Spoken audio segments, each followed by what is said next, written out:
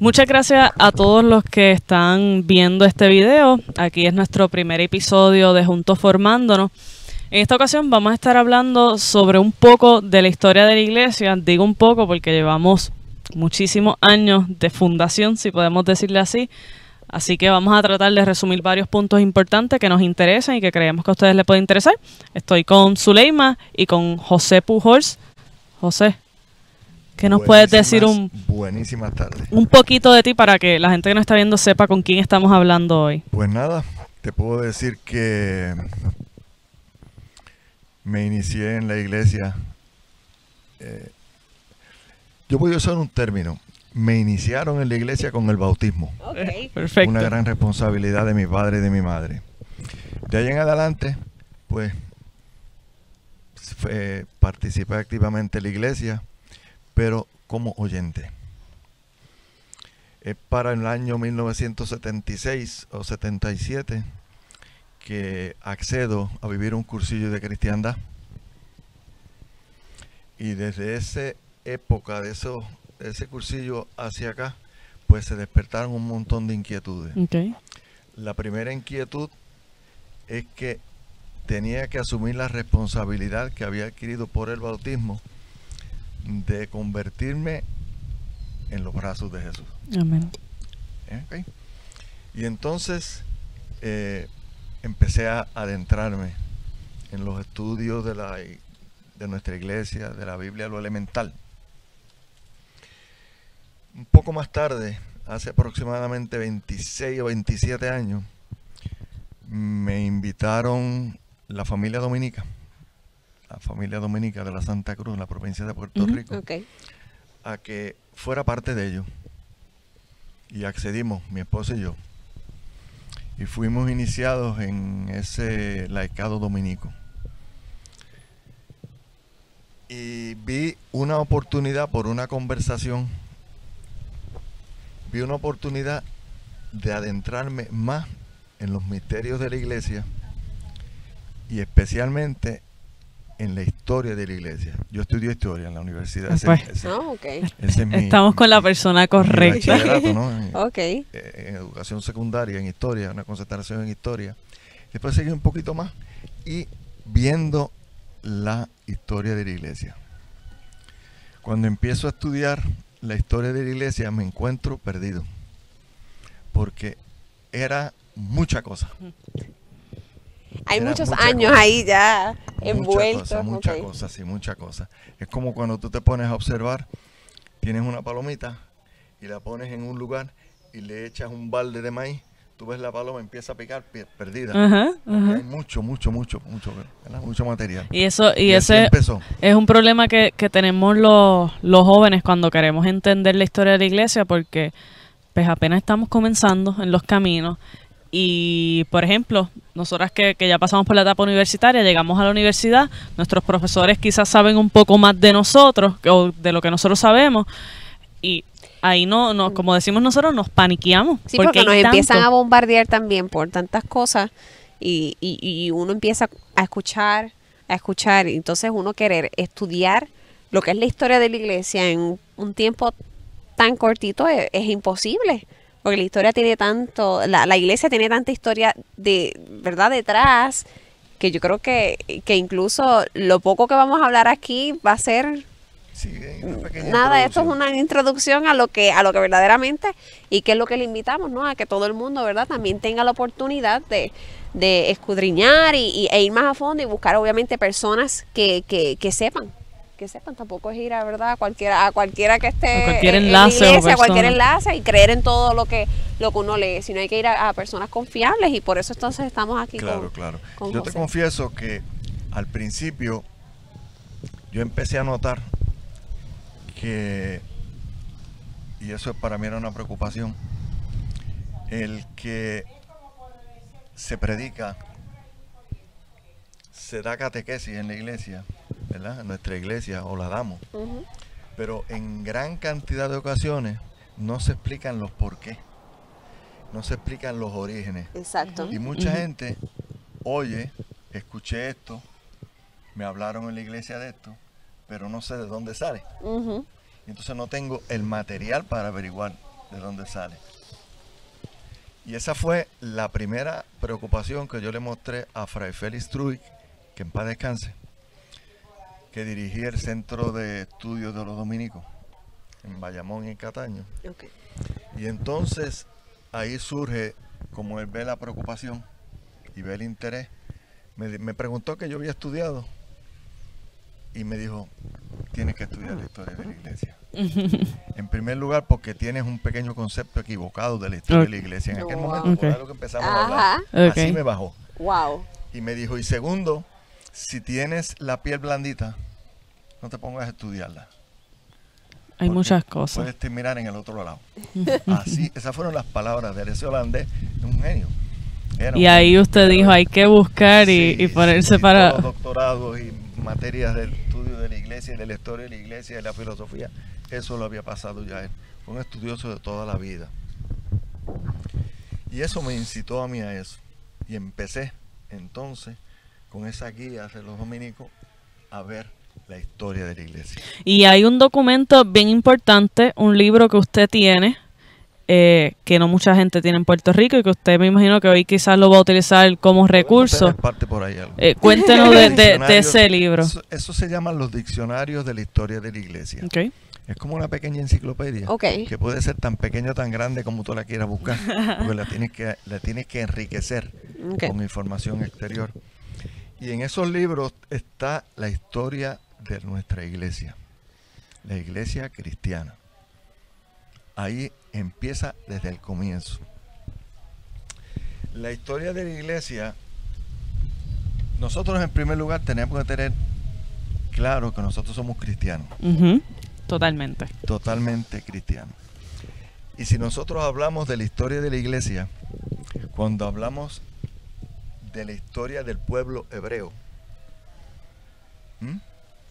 la historia del pueblo judío, tenemos que estar conscientes de que estamos hablando de unas semillas que luego se convierten, de ahí algunas semillas se convierten en cristianos. Okay. Por eso es que en nuestra Biblia, las Sagradas Escrituras, buscamos los primeros 5 libros de la Biblia, que son el Pentateuco. Exacto. Eso es lo que el pueblo hebreo llama el Torah o Torah. Okay. Que son los 5 libros básicos del libro de la religión judaica. Okay. Eso está en ese libro igual que como nosotros lo tenemos. Interesantemente, el pueblo hebreo, los judíos, cuando hablaban de ese libro que estaba constituido o compuesto por estos 4 libros del Pentateuco, ¿verdad? Que empiezan con el Génesis, la historia de la creación y todas estas cosas, pues la llamaban la ley de Moisés. La llamaban la ley de Moisés. Fíjate, no estamos hablando de la historia de la iglesia todavía. Estamos hablando de algo por ahí.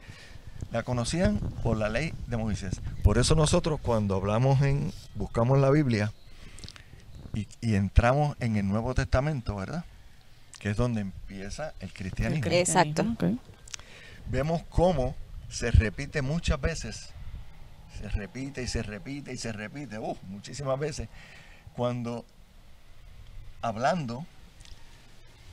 Jesús predica, cuando Jesús anuncia el reino, la gente que lo escuchaba le hablaba de la ley de Moisés. Sí, hacían referencia. Sumamente importante la ley de Moisés, que giraba alrededor de esos 10 mandamientos, ¿verdad? Si nosotros buscamos esos libros, vamos a encontrar que están llenos de simbolismo.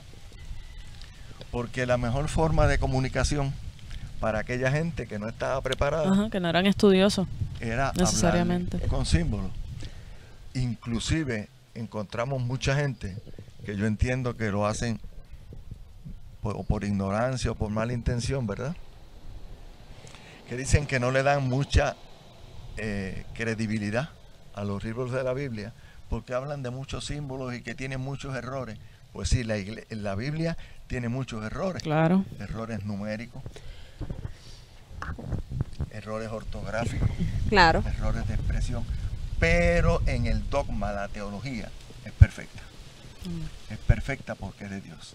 Y eso es perfecto. Eso es infalible. Y por ahí seguimos, ¿verdad? Por eso cuando nosotros, recordarás que hace unos segunditos te dije, nosotros somos cristianos. Cristiano, sí. Si Que- nosotros somos cristianos, Que hay que aclararlo porque aunque parezca algo que todos tenemos que saber o ya sabemos, mucha gente no. Dentro de nuestra iglesia y de otras iglesias que piensan que, que tú eres católico, pero Pero tú eres cristiano. o hay que piensan esa pregunta. convertirse al cristianismo, pero es que nosotros somos cristianos. claro. Explícanos un poco sobre eso. Fíjate, la misma, el Evangelio, cuando digo el Evangelio en cualquiera de sus 4 versiones, que te empieza a hablar de la vida pública de Jesús, pero te menciona de antes de la vida pública de Jesús algunos datos importantes. Por ejemplo, te empieza hablando del evento más importante que ha ocurrido en la humanidad, que es el nacimiento de Jesús. Y entonces hay una parte ahí que solamente aparece Jesús mencionado cuando tenía, me imagino que la edad de 12, 14 Sí, más o años, ¿verdad? menos, sí. Porque no se habla de una edad, pero hay que reconocer que podría ser. Sí, que no hay Eso una que no podría- precisión. Hay una precisión en cuanto a la edad. Presenta a Jesús en el templo, ¿verdad? Esa es la expresión y la muestra de la sabiduría de Jesús. Por eso nos dice que Cristo Jesús iba creciendo no solamente en tamaño normal como cualquiera de nosotros, ¿verdad? Sin sabiduría. Sino que iba creciendo en lo que tú acabas de decir, en esa gran sabiduría, esa sabiduría. Y luego nos presenta una escena interesantísima, que es cuando aparece Juan el Bautista. Porque ese surgimiento de Juan el Bautista, ¿verdad? Que lo vemos primero, María va a visitar a su prima Isabel porque está encinta, es decir, sabemos que Juan el Bautista es un poquito mayor que Exacto, Jesús, ¿verdad? exacto. Entonces, eso nos lleva a ver que realmente ahí es donde para la mayoría de los estudiosos del Evangelio y del Nuevo Testamento dicen, y yo comparto eso después de analizarlo, que ahí es donde realmente comienza el Nuevo Testamento. No con el nacimiento de Jesús, sino que ahí, en ese bautismo del Jordán, donde aparece ¿quién públicamente? Jesús. Y Jesús aparece ahí respetando muy fielmente la ley de la religión judía. Judía, Porque de exacto. qué religión era María y José, Eran que así judíos. bien eran muy Ujú. fieles a la religión judía. Totalmente, sí. Y ahí vemos a Jesús que llega al lugar donde ya Juan Bautista estaba bautizando hacía mucho tiempo, en la orilla del río Jordán. Y ese bautismo era muy interesante. La gente entraba al agua voluntariamente, Juan los bautizaba, le echaba agua, y ellos voluntariamente también confesaban públicamente, Ok. a voz populi, como dicen los abogados, Ujú. públicamente sus pecados. Eso es voluntario. Ok. O sea, ahí no vemos en ningún momento que Juan le dijera, Le imponía yo los algo. voy a bautizar, Exacto, pero tiene tienen que confesar los confesarse. pecados". Ok. No. Eso era Voluntario. voluntario. Pero lo que yo quiero mencionar, importante en eso, es que la mayoría de los especialistas, los teólogos, los exégetas, entienden que ese es el comienzo realmente del Nuevo Testamento. Porque ahí es donde escuchamos primeramente a Jesús. Cuando Interesante. establece esa conversación con Juan el Con Bautista, ¿verdad? Y que Juan mismo lo reconoce. Sí, O sea, por eso, y lo advierte. Como detrás de mí una viene transición. Detrás de mí viene el que va a es bautizar. verdad. Sí. Que yo no puedo desatarle. Exacto, desatarle la y correa. aún la así sandalia. Jesús respeta, como usted dice, esa ley y él dice, Sí. pero bautízame. Y por eso llega a ese lugar. O sea, que Jesús no llega ahí de pura casualidad. Dice, voy a pasear a coger fresco. por ahí. No, Y mira, exacto. aquí O se voy ve a que el mirar al que está allí. No, Sí. eso no es así. Él se hace partícipe en ese momento, al igual que cualquiera. Eso es provisión divina. Claro. Y entonces llega y le dice, que lo bautice. ¿Y cuál es la expresión de Juan Bautista? Yo bautizarte a ti. Si eres tú que... No, le dice Jesús. Para que se cumpla lo que está escrito. Tú me tienes que bautizar. Y ahí es que se produce esa escena extraordinaria que vemos que se repite en los evangelios. En los 4 evangelios, en los 3 evangelios, los 4 evangelios, donde habla específicamente de esa escena del bautismo, ¿verdad? De Jesús. Que Jesús entra al agua. Juan lo bautiza. Pero hay 2 detalles bien interesantes. Jesús no sale confesando pecado. La razón es sencilla. Jesús no tiene pecado. Ajá. Es hijo de Dios, ¿verdad? Ajá. O sea, no puede hacer esa parte, esa dinámica de confesar los pecados, ¿verdad? Y inmediatamente nos dice la palabra que el del cielo se oyó una voz, se nos presenta la imagen de la paloma blanca y la voz que dice, ese es mi hijo en quien yo me complazco. Ese es mi hijo en quien yo me complazco. Y ahí, de ahí en adelante, es que se hace abiertamente y públicamente la vida de Jesús. Y de ahí sabemos que va al desierto y está una cantidad de días. Se usa mucho los 40 días. Ajá, Eso lo ajá. sabemos, ¿verdad? Exacto. El diluvio, pues 40 días. El pueblo hebreo saliendo, pues 40 días. Exacto. Jesús en el desierto, Son 40. días. Ajá. No podemos decir que había una persona que estaba ahí Contando cuántos días el calendario. 40 días, pero es que son números simbólicos. Claro. ¿Verdad? Como decir el 7, El 7. que significa plenitud. Por eso vemos en una parte, dice, ¿cuántas veces debo perdonar? 7 veces, no. 70 veces, siete, 7. repite el 7. Pero eso es parte de lo que nosotros debemos considerar como comienzo de la iglesia. Los cimientos de la iglesia, pues el nacimiento de Jesús. Pero en realidad, cuando estudiamos la iglesia, nuestra iglesia cristiana, y aquí va una partecita que tú mencionabas ahorita, donde mucha gente dice, tú de qué a qué religión perteneces, pero eres cristiano. Pero eres cristiano. Somos cristianos. Es que todos lo somos. Quizás entonces tenemos un nombre y un apellido. Claro, muchas Pero es que sectas, pero cristianos. Exactamente. Cristiano. Somos Quiere decir que cristianos. nosotros estamos, para aclarar, bajo la religión cristiana, denominación católica. ¿Eso es correcto? Así es como realmente nos debemos Así se de llamar expresa, si o- queremos. Que si buscamos en la historia de la iglesia, nosotros tenemos una continuidad. Es decir, venimos ininterrumpidamente desde ahí. Ok.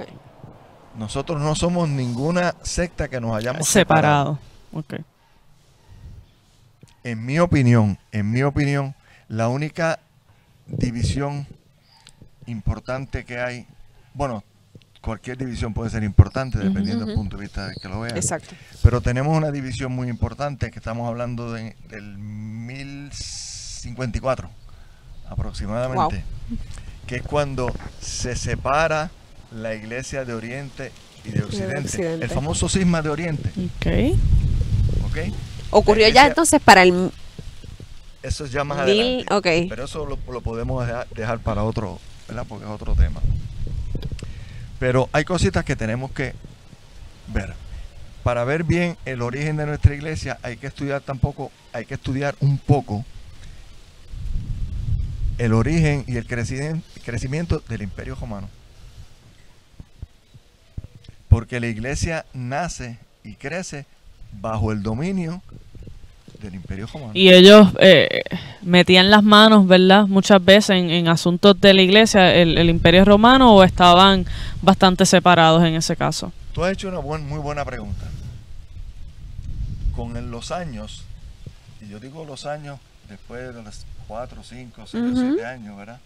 Empieza a verse una separación, pero en los primeros años, los primeros siglos de nuestra iglesia cristiana, no es que hubiese una, ¿cómo fue que la palabra que tú usaste? Que metieron manos. Que metían mucho las manos, no, es que ellos mandaban. Ok.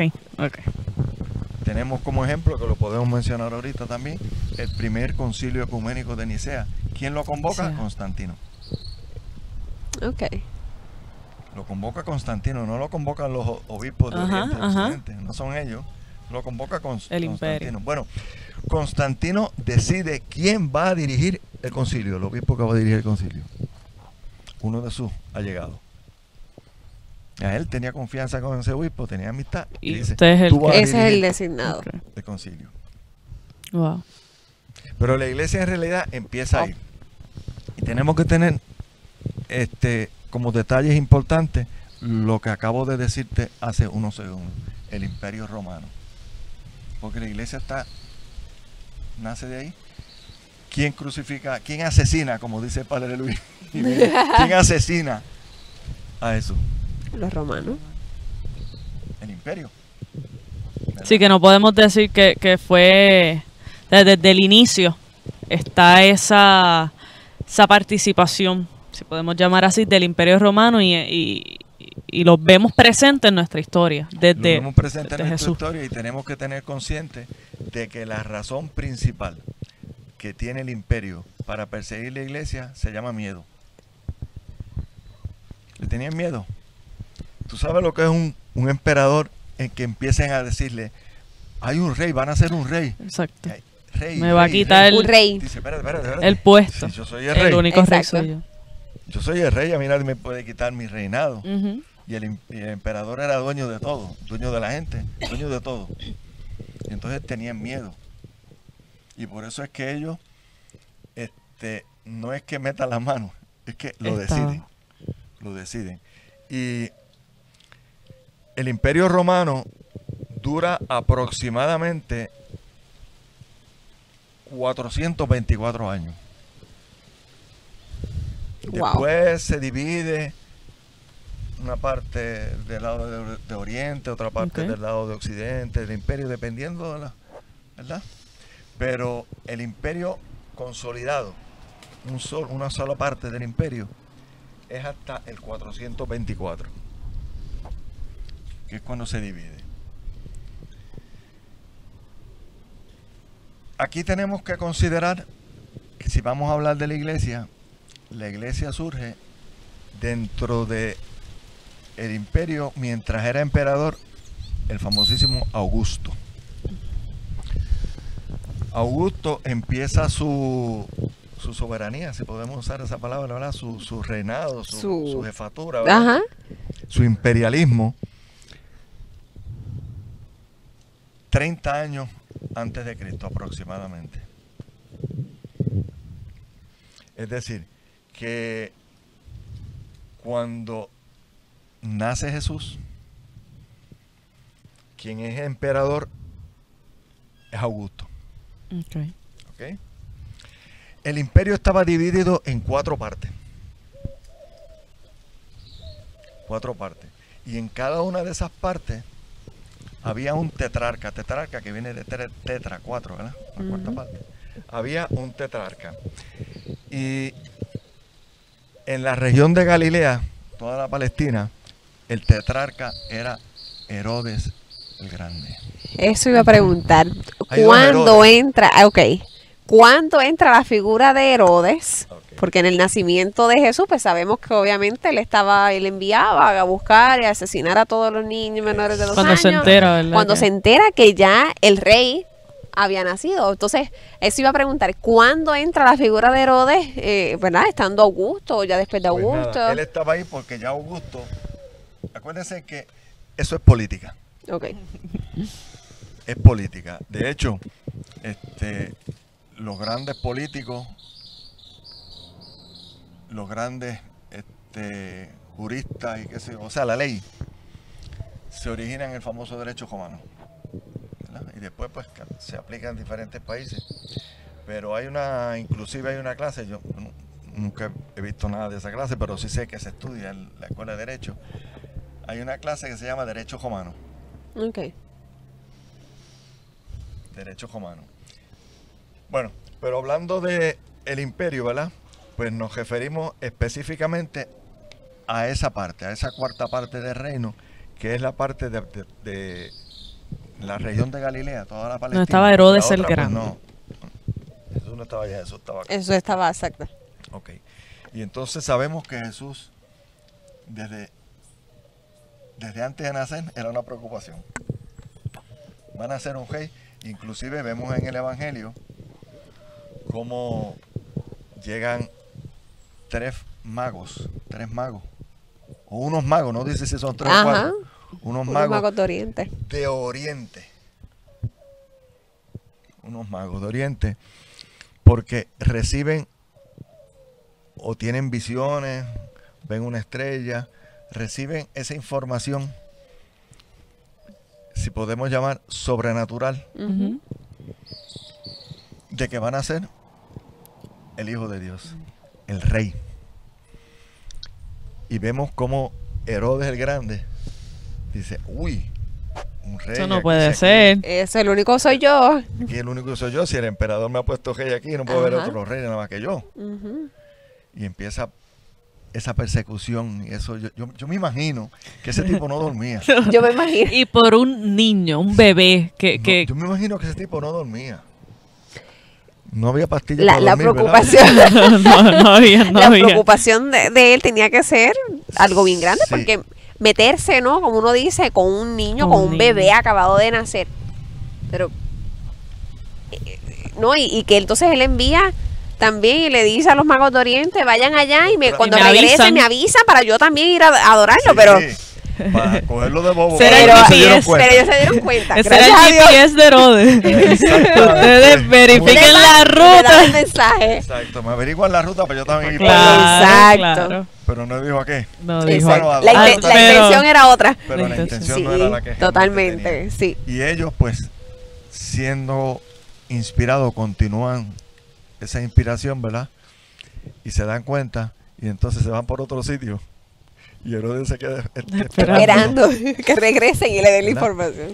Y entonces ante ese hay una persecución, y para adelantar un poquitito de fecha, ¿verdad? De tiempo, para no detenernos mucho ahí, pues sabemos que a José y María le advierten que van a matar a todos los niños, los van a degollar, y entonces cogen a Jesús y se van, Se lo llevan. ¿verdad? Y se van huyéndole, precisamente. No porque tuviesen miedo, sino porque saben que es el Hijo de Dios, ¿verdad? Claro. Y entonces, pues se van. Y cuando Herodes el Grande fallece, aproximadamente un poquito tiempo después, pues ellos regresan. Porque con la muerte de Herodes se disipa un poco Exacto. El asunto Esa va. La va, persecución ok. que... contra los niños, ¿verdad? Ok. A Herodes el Grande, conocido como Herodes el Grande, lo sucede su hijo, Herodes Antipas. Por eso es que hay Hay dos dos. Herodes. El Grande Mucha gente y piensa Antipas. que es uno solo, pero son dos Herodes. Ok. Quiere Son decir dos que ese afán de poder corría en la sangre. Oh, sí, eso era de familia. Eso era de familia. El emperador tenía que dejar a alguien, o hijo, o alguien De mucha confianza, Sí, exacto, sí. que Y tuvieran quizás la y misma... con eso tenemos en la historia de emperadores que le quitaban la vida. Muchos, ¿verdad? Ujú. Emperadores que, como Julio César, que su hijo de crianza, si podemos decir así, Ujú. Brutus, lo mata, lo asesina, ¿verdad? Pero la cuestión es que en ese comienzo no es que realmente ahí comience la historia de la iglesia. La historia de la iglesia, eso es como un anticipo, un origen. La historia de la iglesia es un poquito más adelante. Si buscamos las escrituras, nos habla de creyentes, comunidad de creyentes, los creyentes. Pero no es hasta hasta el año 54 de nuestra era, que Pablo y Bernabé están un año completo en Antioquía Okay. predicando. Y ahí, después de estar un año, llaman por primera vez iglesia cristiana. Ya no era comunidad de creyentes. Entonces ellos estuvieron muchísimo tiempo sin un nombre específico que los caracterizara. Eran, Comunidad de eran, creyentes. okay, Comunidad okay. de Y creyentes. esto lo encontramos en Hechos de los Apóstoles. Si queremos hacer referencia a la Biblia, lo podemos encontrar Claro, ahí. y en el Evangelio se reunían tantos creyentes, Okay, se okay. iban añadiendo tantos creyentes, ¿verdad? Empezamos obviamente por los apóstoles y los discípulos de los apóstoles y aquellos que escuchaban y se convertían.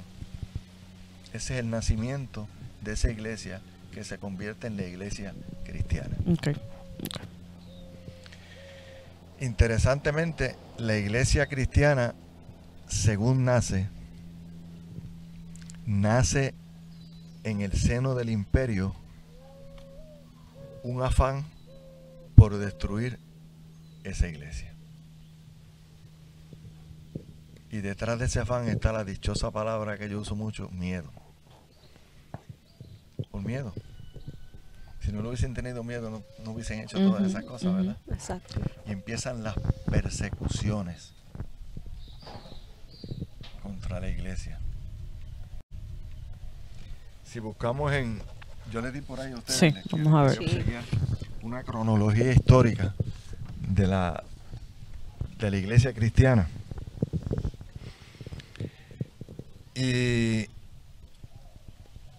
habla del año 29, muerte Muerte y resurrección. muerte y resurrección de Jesús. Aquí vamos a encontrar un poquito de choque con la fecha, pero Okay. hay una explicación Sí. muy sencilla. Y es que en el año 54, antes de nuestra era, Julio César empezó, o si podemos usar la palabra, acuñó un calendario, Okay. el famoso calendario juliano. Un calendario que se vino usando hasta el Papa Gregorio en el 1500 y pico.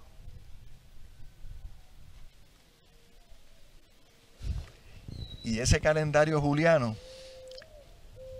por muchos siglos usándose, cuando el Papa Gregorio se asesora con expertos en la materia, con historiadores, con Había algo malo. astrónomos, con todas las personas que ustedes se pueden imaginar, se dio cuenta que había un error en la fecha. Y entonces hay que hacer un ajuste.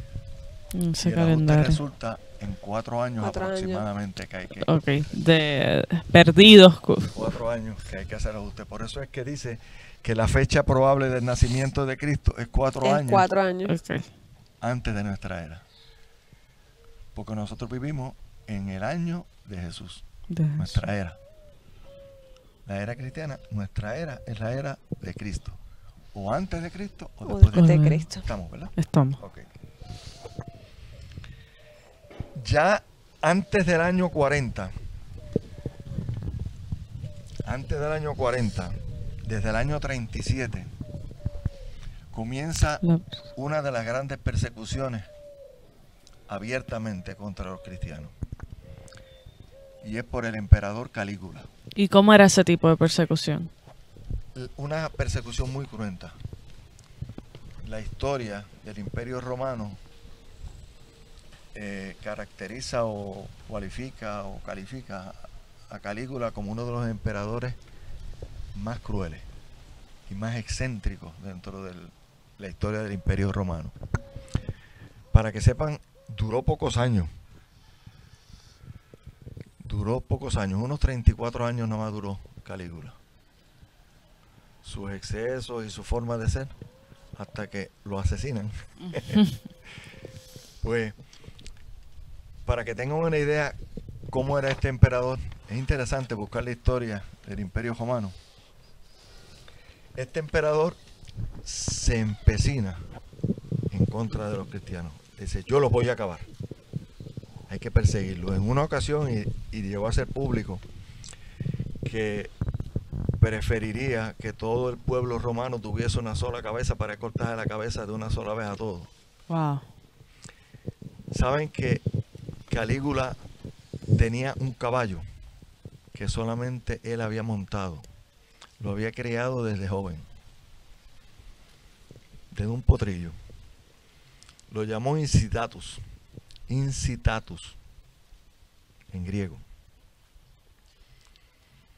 Y Calígula era tan excéntrico que en el Senado, lo que es el consulado, ¿no? Donde se discutían las leyes y todo, mandó a preparar un espacio con unos guías marcados todo en oro para su Para caballo y lo nombró cónsul.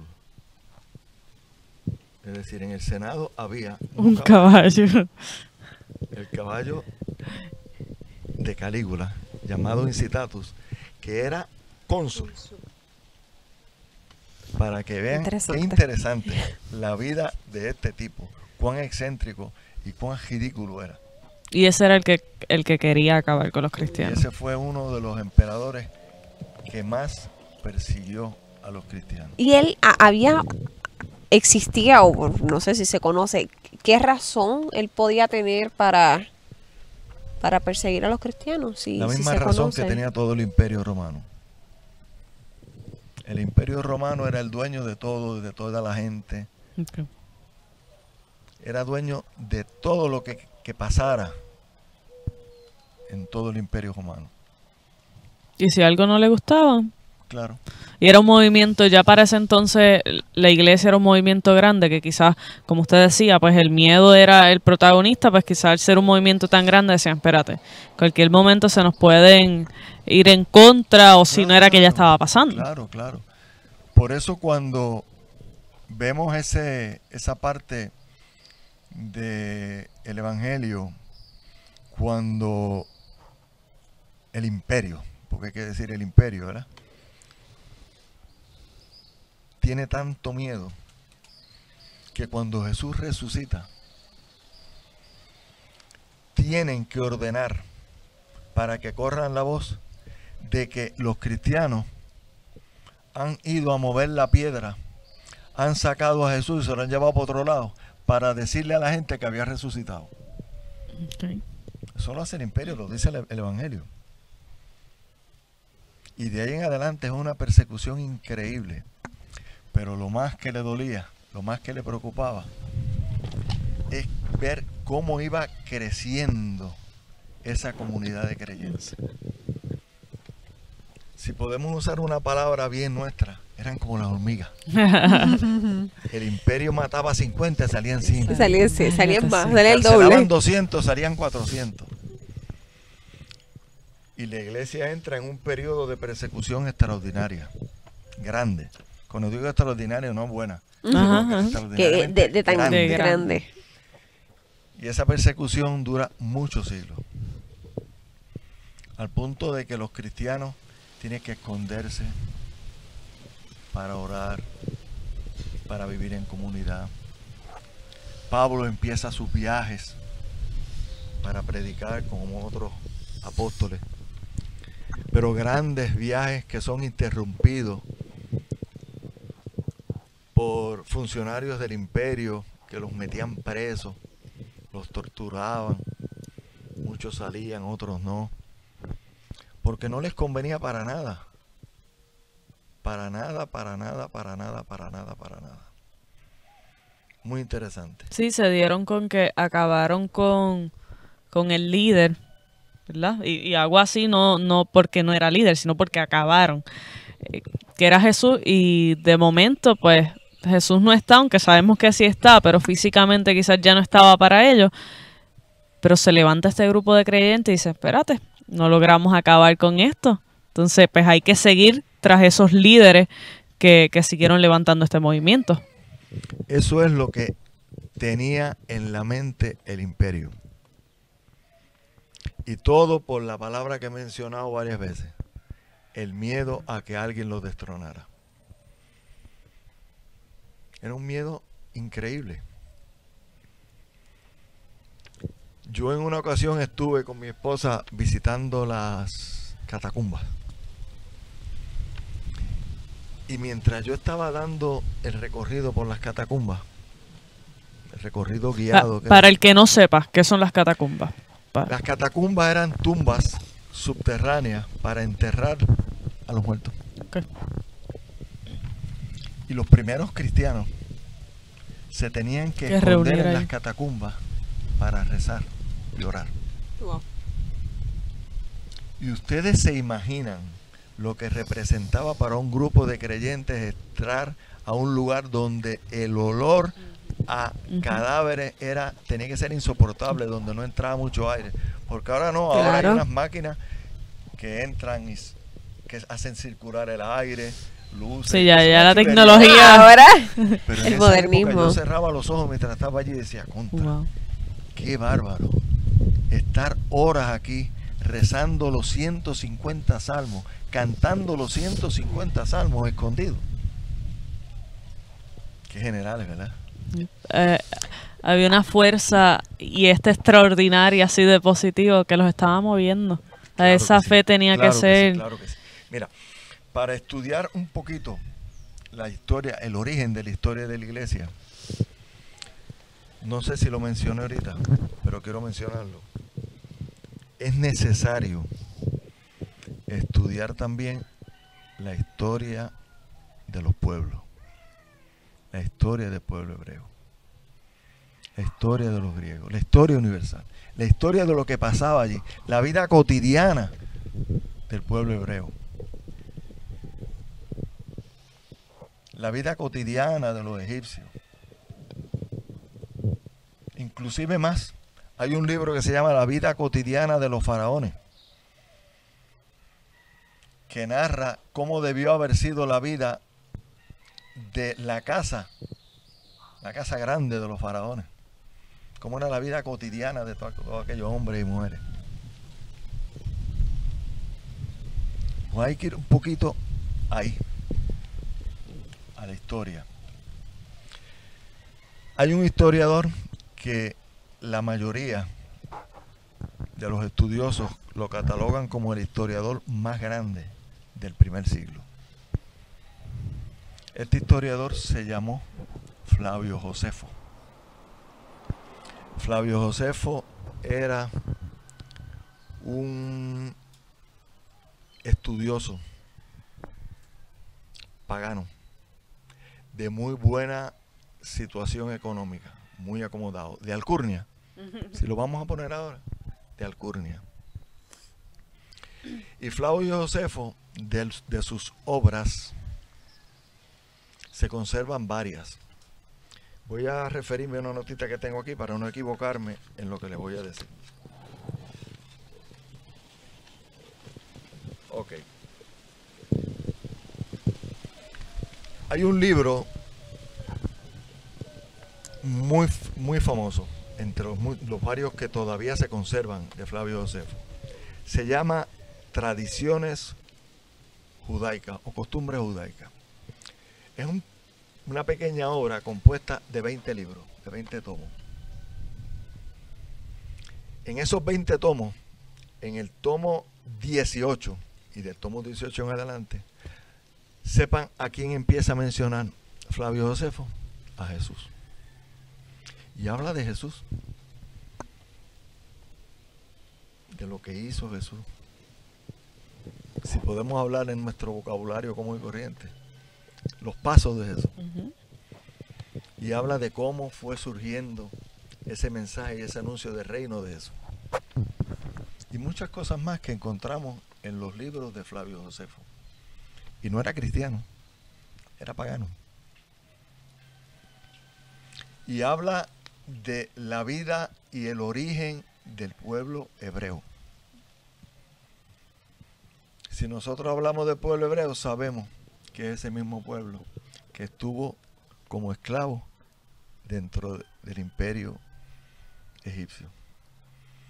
Y que Moisés, lo encontramos en el libro del Éxodo, lo saca de ese cautiverio y lo lleva a la tierra prometida. Pues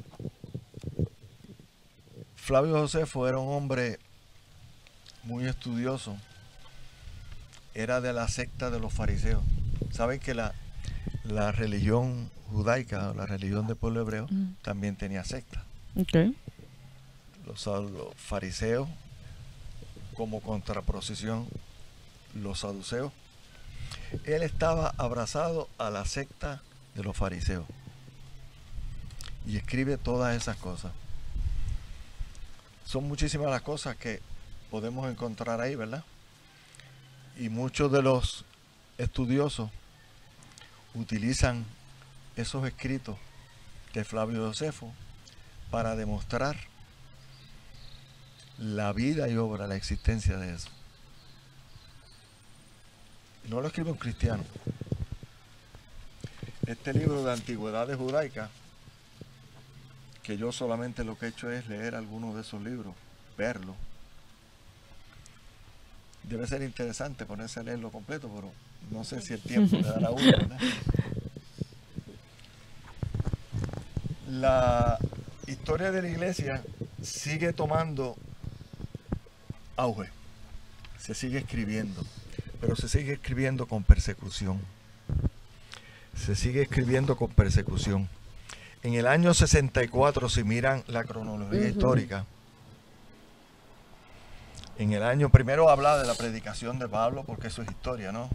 Los lugares donde fue Pablo predicando, los viajes de Pablo, que llegó hasta España. Exacto. Que llegó hasta España. Nos dice que en el año 64 aproximadamente, Nerón ordenó la primera persecución contra los cristianos. Y dice, pensaremos, bueno, pero si Calígula ya había hecho una ya persecución. Exacto, ya. pues es una persecución ordenada. Okay. La persecución que hay que decidirla allí en el Senado. Exacto. Y vamos a hacer esto porque esta gente está creciendo mucho y hay que evitar que siga creciendo. Y entonces se celebra el famoso dictamen, o como llamaban ellos, el ucase, ¿no? Para poner como ley que había que perseguir a los cristianos. Y eso se hizo inclusive antes de Pablo, porque Pablo tenía unas misiones de perseguir al cristianismo. Sabemos que Pablo tenía muy buenas conexiones y muy buenas amistades en el Sanedrín, porque se había criado ahí. Y le tocó. ¿Verdad? Y entonces le daban esa misión, y Pablo como que le gustaba que le dieran esa misión de perseguir a los cristianos, ¿verdad? La segunda persecución a los cristianos que hace el imperio la hace Domiciano. Decreta una nueva persecución. Y dice, ¿por qué tantas persecuciones? Porque ninguno de los emperadores lograba no eran acabar exitosos. Exacto, extinguir. Ninguno lograba acabar con el cristianismo. Y así sigue. Hay muchas cositas más que podemos mencionar, ¿verdad? Pero sigue esa persecución, sigue aumentando esa persecución, pero si mucho aumentaba la persecución, más aumentaba el crecimiento de nuestra iglesia cristiana. De nuestra iglesia cristiana. Aquí nos tenemos que referir nuevamente al imperio, en esto que les voy a mencionar. En el año 311 aproximadamente, Constantino tiene una de las batallas más importantes que le debe al imperio, y alega que en el momento antes de comenzar esa batalla en el puente de Milbo, en el cielo se escribió un mensaje y una cruz que le decía, solamente con esta tú vas a vencer. Y nos dice que él le pidió en ese momento al Dios de los cristianos, porque en ese momento todavía no se había convertido, le pidió al Dios de los cristianos que le ayudara a ganar esa batalla, porque su mamá sí era cristiana, ya se había convertido al cristianismo, y obtiene la victoria y se convierte al cristianismo. Y 2 años más tarde, en unión a uno de los aspirantes, porque siempre había 2 o 3 o 4, hubo 4 aspirantes al imperio, entre ellos Licinio y Constantino, pues se reúnen y decretan lo que llaman el Edicto de Milán.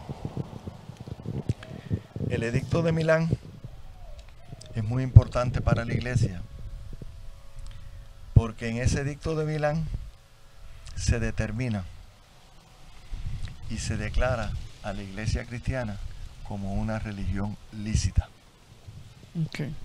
Y conjuntamente con la iglesia cristiana se declara la libertad de culto para otras iglesias. Con ese Con ese edicto de Milán. Edicto de Milán. Ok. Y se le añade algo también a ese edicto.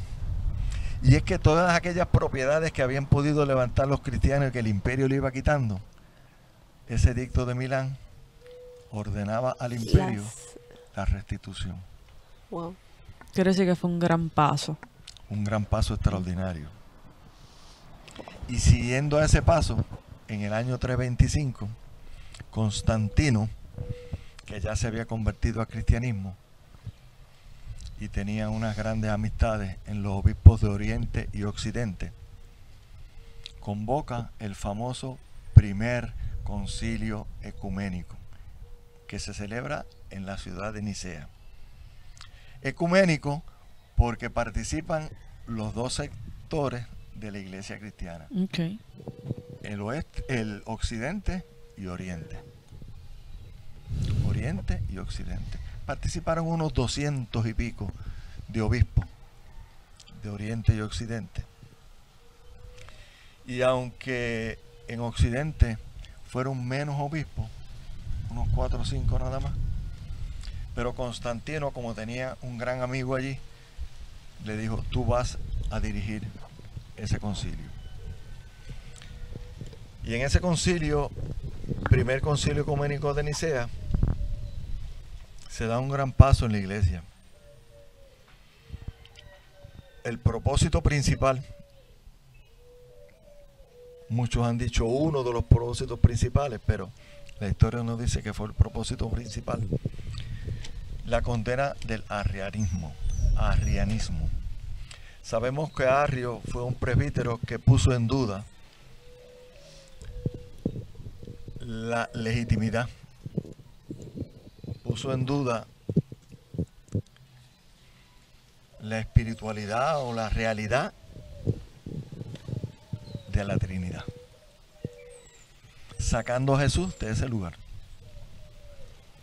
No tenía el valor que se estaba trayendo. Y en el concilio ecuménico primero de Nicea, pues el primer punto que se trae es precisamente declararlo fuera de lugar. Okay. Y se condena y se destierra, porque el concilio determina que no. Que está incorrecto lo que él está dice. incorrecto. Estamos hablando de los obispos de Oriente Y y Occidente. Occidente, que es una sola iglesia hasta ese momento. ¿Ok? Okay. En ese concilio, obviamente, se dan también unos pasos adicionales que hoy son parte de la celebración de nuestra iglesia. Número 1, la validez o la creación del credo niceno-constantino. Sale entonces de ahí. ¿Verdad? esa. Niceno-constantino. Hace De Nicea, Nicea. pero ¿quién? Constantino. Que lo- Y eso ahí, ah, ok, Constantino, ok. que es en honor a Constantino, ¿verdad? Parece que los imperios, como les dije ahorita, son dueños de todo. Ujú. Son dueños de todo, ¿verdad? Y se determinan varias cosas. Una de esas cosas que se determina es la celebración de la Pascua.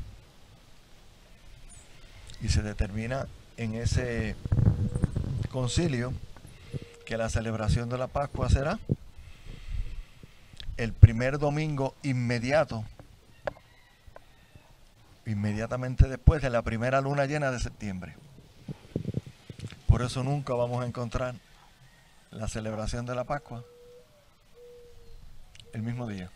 Okay. Siempre es domingo, obviamente, pero hay que dejarse llevar Por la... por la primera luna llena de la primavera. Se determina también ahí, por ejemplo, la celebración de la Navidad. La celebración de la Navidad. Sepamos, hay un... En esto a veces uno tiene que intercalar comentarios porque es que son partes que vienen ahí, ¿verdad?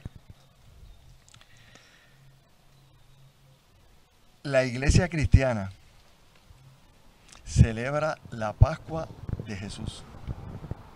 La Pascua de resurrección. Eso somos nosotros, los que somos cristianos. nosotros.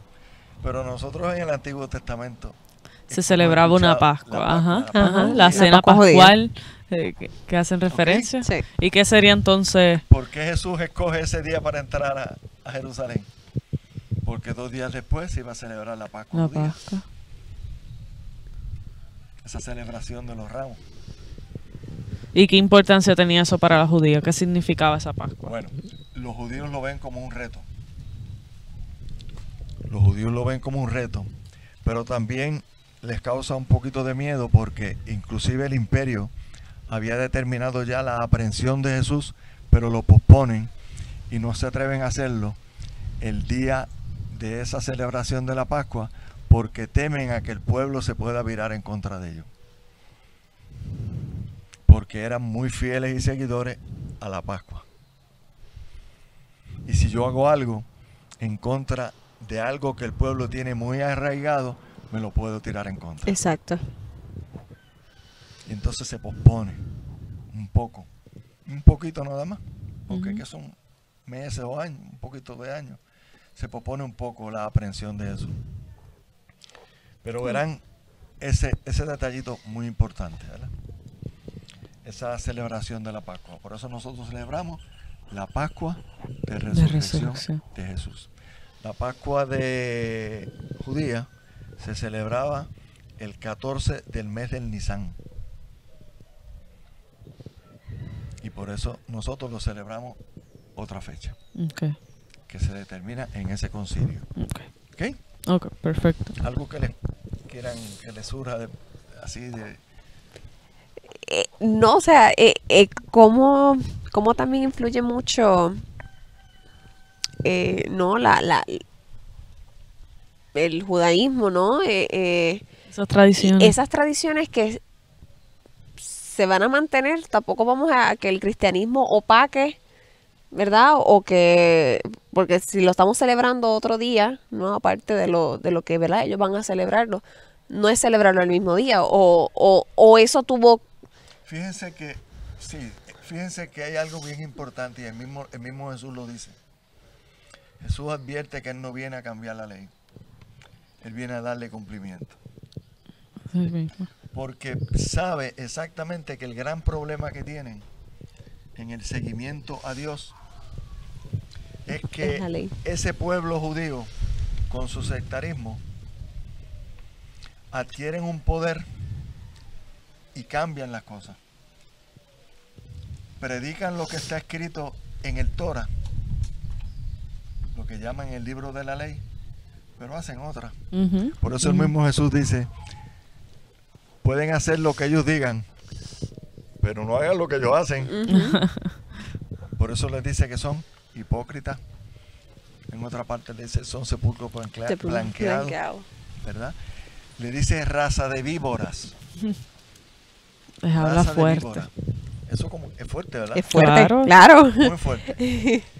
Claro, eso y otras cosas más son las que llevan a la muerte de Jesús. Fíjense ustedes qué interesante que inclusive hasta dónde ha llegado la muerte de Jesús en términos de estudio, que hay estudiosos del derecho donde determinan que la muerte de Jesús no fue un mero asesinato concertado por el imperio, por el simple miedo, sino que también en ese afán de matar a Jesús cometieron una ilegalidad, violaron una ley del imperio. La ley del imperio decía que ninguna persona que no fuese específicamente en esta región del imperio, ¿verdad? Que ahí estaba el pueblo hebreo y Jesús, hebreo de nacimiento, no podía ser juzgado y menos a pena de muerte por un gobernante que no fuese judío. Wow. Y quien determina la muerte y quien condena a muerte a Jesús es Poncio Pilato. Poncio Pilato. Y los estudiosos en derecho dicen que eso fue una violación al código de ley, Wow. porque Poncio Pilato era de confianza del emperador Tiberio, pero no era judío. no era judío. Era nacido en Sevilla, en España. Wow. Era sevillano. Lo trajeron allí porque era de mucha confianza. Y fue quien determinó la muerte de Jesús. Es decir, hubo Le echó una suerte. violación. No encontramos eso hasta muchísimos siglos después, Wow. que los estudiosos del Y empiezan derecho a analizarlo. encuentran que hubo una violación en derecho, para que ustedes vean las cosas que pueden surgir y que quizás nosotros hablando aquí ahora de algo y dentro de 2 o 3 años o 2 o 3 décadas Salga muy- alguien sale Sí. Y lo estudia. descubre algo nuevo que tenga suficiente peso para demostrar algo mejor Wow. quizá que lo que se ha demostrado hasta la fecha. Eso es lo que básicamente como origen de nuestra iglesia se puede ver, una de las poquitas de las poquitas cosas entre las muchas que hay que se pueden mencionar en el inicio de nuestra iglesia. Entonces, ¿de dónde surge? Esto es una duda que escucho mucho. ¿De dónde surge el que se nos diga que somos católicos apostólicos romanos? Ok. Ese término de católico no lo vamos a encontrar al principio. Es un término que se acuña luego, Ok. porque el significado de catolicismo, traducido del hebreo hacia nuestro idioma, ¿no? Primero al latín y después a nuestro idioma, ese término de católico lo que significa es universal. Universal. La universalidad La de iglesia la... universal. La iglesia universal. Pero lo que marca un poco más adelante el uso más intenso de la palabra iglesia católica, aunque es mucho más adelante, ¿verdad? Es lo que les mencioné ahorita que pasaba en el 1054 aproximadamente, el famoso cisma de Oriente, Ujú. que se divide la iglesia de Oriente de Occidente. No había grandes diferencias teológicas, básicamente ninguna. Es sencillamente de que en Oriente no aceptaban el que ellos en Oriente tuviesen que estar bajo la hegemonía del Papa y así reconocerlo. Ok. No querían esa figura O sea, como ellos patriarca. respetaban esa figura, reconocían la figura, pero lo que en términos administrativos no querían No, estar por no eso se van a mismo para los regir. 5 patriarcados Ok. de la iglesia Ok. ortodoxa. Ok. Eso es algo que siempre he tenido duda porque a veces uno busca información y hay tantas denominaciones, religiones, no sé cuál sea el término correcto, que se parecen a nuestra iglesia y en la historia pues quiere decir que han habido ciertas separaciones y ellos siguen practicando en la actualidad prácticamente lo mismo que nosotros practicamos. Si supieras que sí, la iglesia ortodoxa, la palabra ortodoxa, lo que significa es algo verdaderamente, correctamente cierto, correcto. Eso es un sinónimo de eso, Ok. de algo correcto. Inclusive la iglesia ortodoxa conserva los 7 sacramentos como nosotros los tenemos. Desde la Eucaristía, el bautismo, los 7 sacramentos como nosotros los tenemos y se practican los 7 sacramentos. Es decir, si una persona va a un país por ahí y ve la iglesia con el nombre de algún santo y imágenes, dice, pues esto debe ser Son iglesia son católica. porque- católicos. por las imágenes, Ajá. y entra y Wow. se puede sorprender, como yo sé que a personas le ha Y pasado. creo que, Sí. escuché en casa decir que hace poco salió de que si se va a algún país o se visita uno de estos países y la iglesia más cercana es ortodoxa, que creo que la iglesia aprobó que sí la visitáramos y podemos Eso- participar de... Es que es correcto, porque es que es una iglesia que mantiene los 7 sacramentos. Miren, Interesante. posiblemente mientras nosotros estamos aquí, siguen conversaciones muy actuales, muy serias, entre la iglesia católica romana y la iglesia Ortodoxa. cristiana ortodoxa, buscando aquellos puntos Donde que puedan pueden unirse. volver a la Unión. Wow. ¿Y cómo la ve nuestra institución como iglesia, el Papa? ¿Cómo acoge esa posición en la actualidad? Porque pues ya hubo esa separación, pero en la actualidad, ¿cómo los vemos? ¿Cómo reconocemos esa participación? ¿Qué otras cosas tienen en comunes a nosotros? Porque es un tema interesante y si en algún futuro cercano pueda volver una unión o unos lazos, sea en los asuntos que sea. Sí, mira, cuando tú ves el sectarismo, en el sectarismo encontramos muchísimas sectas por ahí, pero no practican los mismos sacramentos nuestros. No le dan validez a muchísimas cosas de la tradición nuestra. Por ejemplo, en ninguna secta por ahí ustedes van a encontrar, por decir secta pentecostal, una imagen de la Virgen y veneración de la imagen de la Virgen, ¿verdad? Que en la iglesia ortodoxa se llama ícono, de ahí que sale esa palabra. Okay. Pues la iglesia ortodoxa, inclusive los templos ortodoxos en Europa y Asia, están más llenos de imágenes que nosotros. Nuestra iglesia. Oh. Por eso en la época que ocurrió la iconoclastía, que era el entrar a iglesias y quemar imágenes, iconos, que son los símbolos. Pues la iglesia de Oriente fue más afectada, wow, porque las más imágenes que tenía. Pues esa iglesia tiene esas imágenes y hay muchas personas que han entrado a esas iglesias, han participado del servicio y han Ni dicho se que entera. raro, vi algo raro, por ejemplo, se canta sin música, y es que se canta sin música de verdad. Son parte de los himnos, parámetros que los tienen. himnos en la iglesia ortodoxa, mientras se hace la celebración eucarística, no se acompaña con música. Se canta, pero sin acompañar. ¿Y por alguna razón específica? Claro. Pero tú hiciste una pregunta interesante y es muy difícil de contestar. Yo no podría contestarla. Esa pregunta que tú hiciste de cómo está eso, cuál es la posición de cada uno.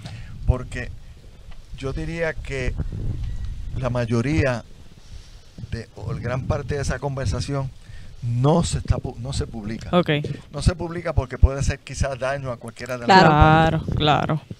Porque ahí me imagino o entiendo, o mi sentido común me dice, que se hablan cosas muy privadas de ambas iglesias, ¿verdad? De la iglesia de Oriente y Occidente. No sé qué cosas, ¿verdad? Pero hay una relación amistosa, hay una cordialidad, porque si están dialogando, no va a ser por algo negativo. Hay muchas relaciones. Y le preguntaba... Hemos visto los últimos papas que han hecho reuniones, visitan y se han reunido se comparten con los patriarcas. Con patriarcas ortodoxos. Y para serle sincera, en esta conversación es que logro entender esas visitas porque no tenía tanto el conocimiento de esa separación de la iglesia de Oriente a Occidente y cómo se ha dado todo, y ahora como que entiendo, con razón el Papa Francisco visitó y se habla tanto y se reseña tanto esas visitas como logros, como cosas positivas. Sí, la iglesia ortodoxa inclusive ellos se denominan como la iglesia de los 7 concilios, por la validez que le dan a esos 7 concilios. Primeros concilios importantísimos. Podríamos entonces decir que esa separación, ¿verdad?, que ocurrió entre la iglesia de Oriente y de Occidente, y que ahora mismo la iglesia ortodoxa pues no se rige, ¿verdad?, como usted decía, sí, respetan la figura del Papa, ¿no?, y ¿verdad?, quién es dentro, ¿verdad?, de la iglesia católica. Ahora, ¿se puede decir que esa separación ocurrió más bien es como una separación administrativa, más allá de lo que es una separación quizás por enemistad? Exacto. No, de dogma no. Okay. Es solamente... Yo no utilizaría la palabra administrativa también, ¿verdad? Porque cuando tú separas algo administrativo, es que tú administras una cosa... Ajá. Cada cual tiene su administración, porque están separadas desde el 2054, ¿verdad? Claro. Pero lo que lo separa en realidad, lo que provoca ese cisma en ese momento, no es cosas importantes del dogma. Aunque quizá alguien me puede decir contra Pujol, pero es que la fidelidad al Papa es dogmática, porque la iglesia es mistérica, ¿verdad? Y estábamos viviendo bajo un solo papado, ¿verdad? También hemos tenido en la historia de la iglesia que han habido muchos papas, personas se han autodeclarado papas. Hubo ocasiones que ha habido hasta 3 papas, ¿verdad? Wow. Ocasiones en que se han designado, bueno, hay algo interesante, ¿verdad? Esto no es un borrón en nuestra iglesia, ¿verdad? Pero son situaciones que responden a algo que tú mencionaste al principio, que recuerdo que preguntaste que cómo era el poder o hasta dónde llegaba, ¿verdad? La mano del imperio sobre la iglesia. Y es que el imperio dominaba en realidad.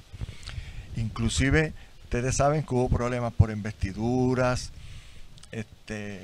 muchísimas cosas, porque el imperio es quien mandaba.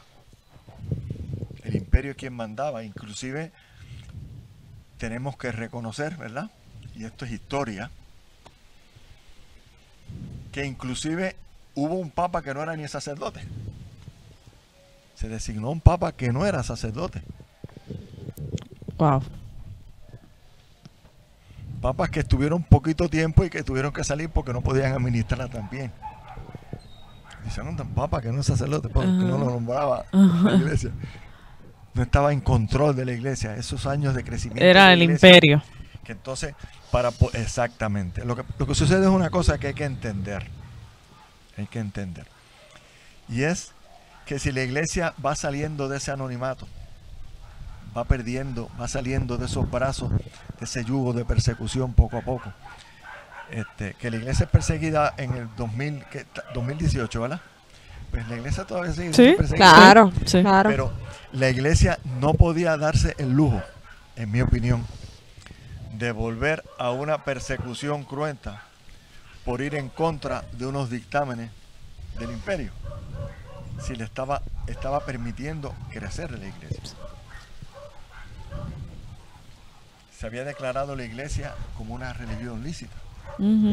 Se había declarado también una libertad de culto para que otras iglesias también exacto, pudieran abrirse. Sí, que llegó un punto que en cierta forma el imperio estaba favoreciendo por fin lo que era la iglesia, pues separarse quizás drásticamente de eso no le convenía tampoco a la iglesia y pasó muchos años entonces bajo ese poder. Inclusive hay personas y hay historiadores que preguntan, de hecho hay un pequeñito ensayo que dice, Constantino